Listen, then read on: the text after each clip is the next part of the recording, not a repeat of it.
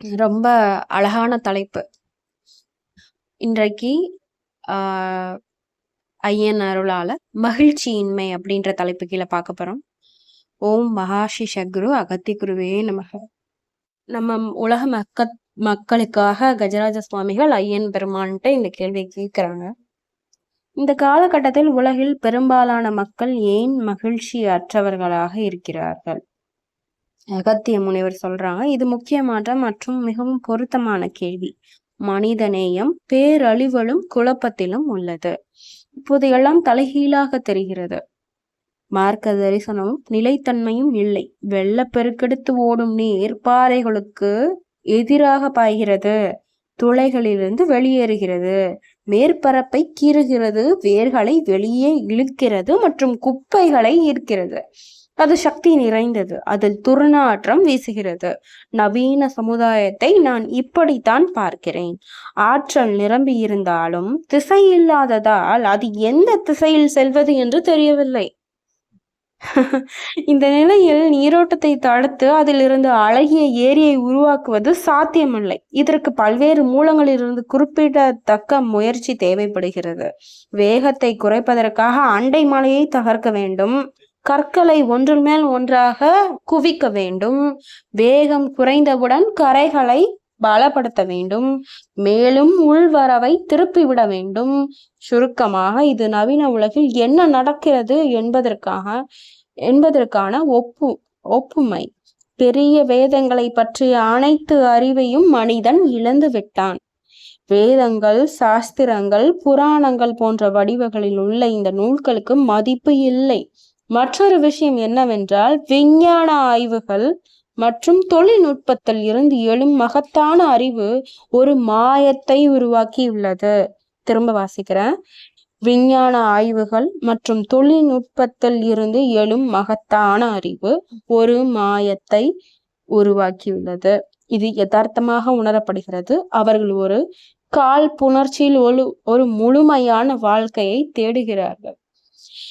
இதுக்கு முன்னாடி விஞ்ஞானத்துக்கும் நம்ம தேவர்கள், ரிஷிகள், நம்ம டிவைன்ட்ட இருந்து கிடைக்கிற அந்த ஞானத்துக்கும் டிஃபரன்ஷியேட் பண்ணியிருப்பாங்க. ஐயா அகத்திய பெருமான் அழகான ஒரு உதாரணம் சொல்லுவாங்க. அதாவது ஞானத்துல மட்டும் என்னைக்குமே அதுல ஒரு நெகட்டிவான திங்ஸை நீங்க அதுல இருந்து எடுத்துக்க முடியாது. நான் கொடுக்குற ஞானம் உன்னைய மென்மேலும் உன்னை சார்ந்தோரையும் ஒரு சுத்திகரிக்கிறதுக்கோ மேன்மை அடைகிறதுக்கோ வாழ்க்கையில தெளிவா யோசிக்கிறதுக்கோ ஹெல்ப் பண்ணுமே ஒழிய தீமையான வழிகளுக்கு அது என்னைக்குமே அது அது சொல்லாது. அந்த ஞானம் எது பரம்பொருள்கிட்ட இருந்து ஞானத்தை சொல்றாங்க. அதுவே விஞ்ஞானத்தை பத்தி சொன்னாங்க. ஒரு அழகான ஒரு விஷயம் என்னன்னா, அந்த விஞ்ஞானத்தால என்னைக்குமே ஒரு பாசிட்டிவ் அண்ட் நெகட்டிவ் சைடு, ஒரு ஏதோ ஒரு நம்ம அதுல மூலமா சாதிச்சுக்க முடிகிற விஷயங்களும் இருக்கும். அதன் மூலமாவும் மிகுந்த ஒரு என்ன சொல்றது, மாயையில சிக்கி கொண்டு இல்லைன்னா வழி தவறி போறது. உதாரணத்துக்கு அணுவை சொன்னாங்க. அந்த அணுவால உங்களுக்கு எலக்ட்ரிசிட்டி கிடைச்சாலும் நீங்க மித்த நாடு யாராவது என் மேல போட்டுருவானோ அப்படின்ற பயம் ஒவ்வொரு நாடுக்கும் இருக்கு. நியூக்ளியர் பவர் பிளான்ட் இருக்குது, அதை யாராவது அடிச்சுட்டாங்கன்னா உங்க எல்லாருக்குமே பாதிப்புகள் இருக்கு. அப்படித்தானே மனிதனோட மனம் விஞ்ஞானத்தை பொறுத்தளவு போத் பாசிட்டிவ் அண்ட் நெகட்டிவ் இருக்கு.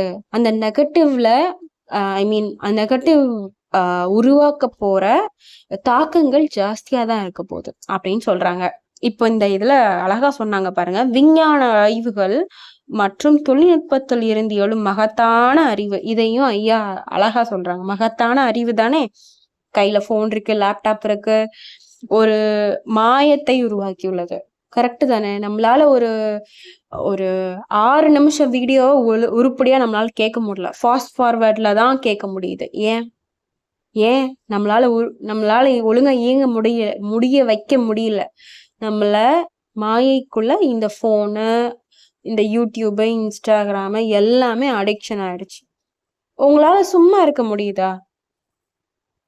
அருணகிரிநாதருக்கு முருகப்பெருமான் சும்மா இரு சொல்லற சம்திங் இருக்கும்ல, சும்மா இரு சொல்லற இரு சும்மா இரு சம்திங் இருக்கும். அந்த பகுதியெல்லாம் நீங்க போய் இது பண்ணுங்க. ஒண்ணுமே யோசிக்காத. கொஞ்ச நேரம் உன்னால ஒரு 5 நிமிஷம் அமைதியா இருக்க முடியுதான்னு பாரு அப்படின்னு சொல்லியிருப்பாங்க.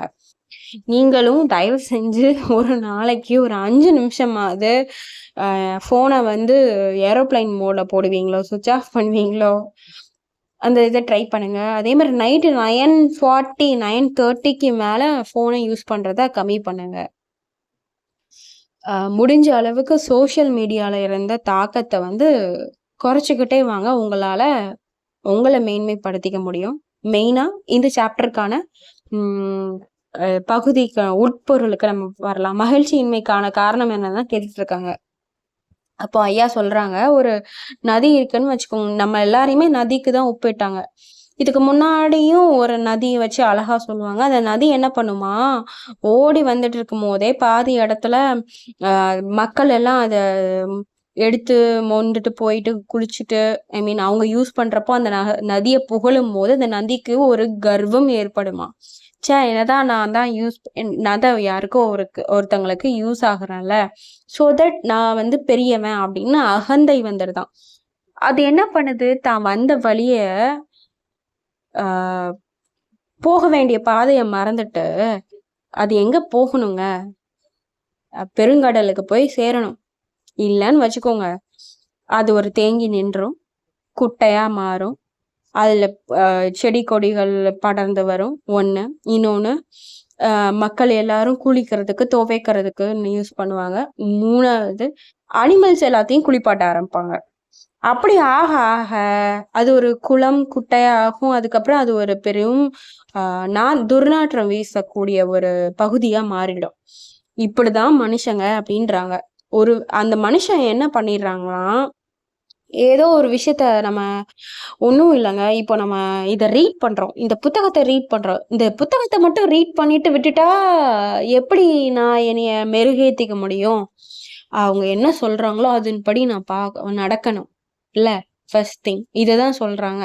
அப்போ உன்னோட வேலை என்னையோ அதை நீ தெளிவா செஞ்சுக்கிட்டே போ. எங்கேயோ தடுப்பு வந்து நின்னுட்ட அப்படின்னா உன்னால மூலத்தை போய் பார்க்கவே முடியாது, பரம்பொருளை அடையவே முடியாது.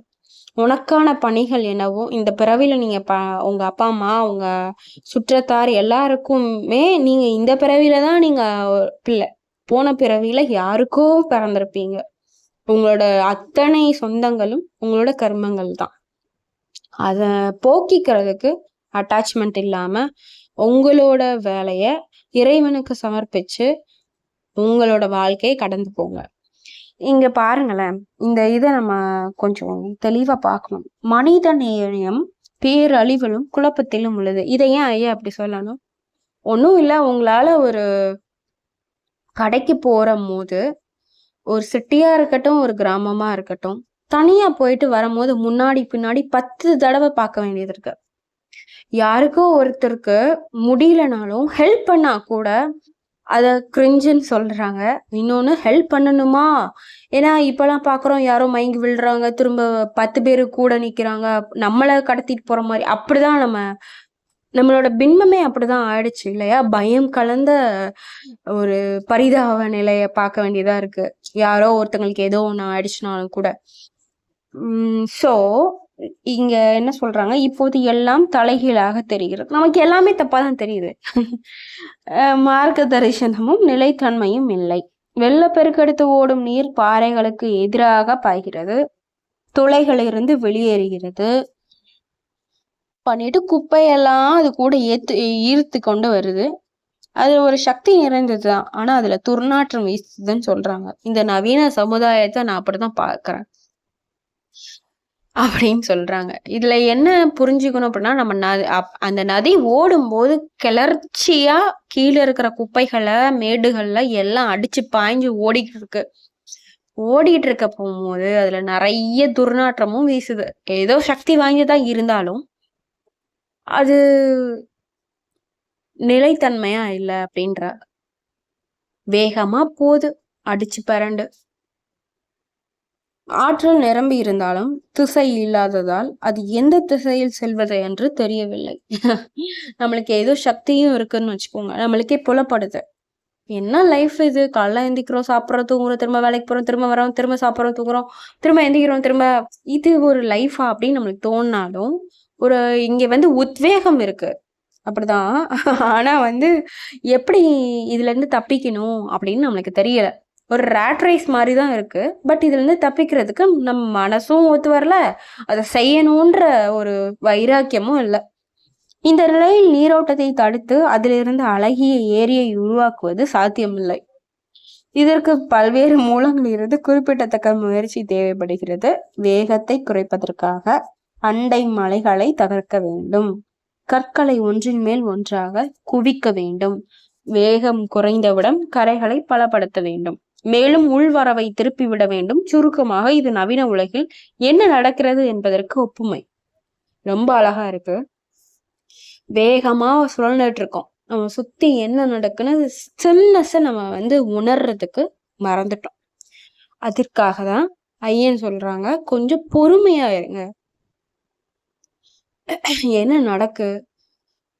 உங்க வாழ்க்கைய ரசிக்க முடியுதான்னு பாருங்க.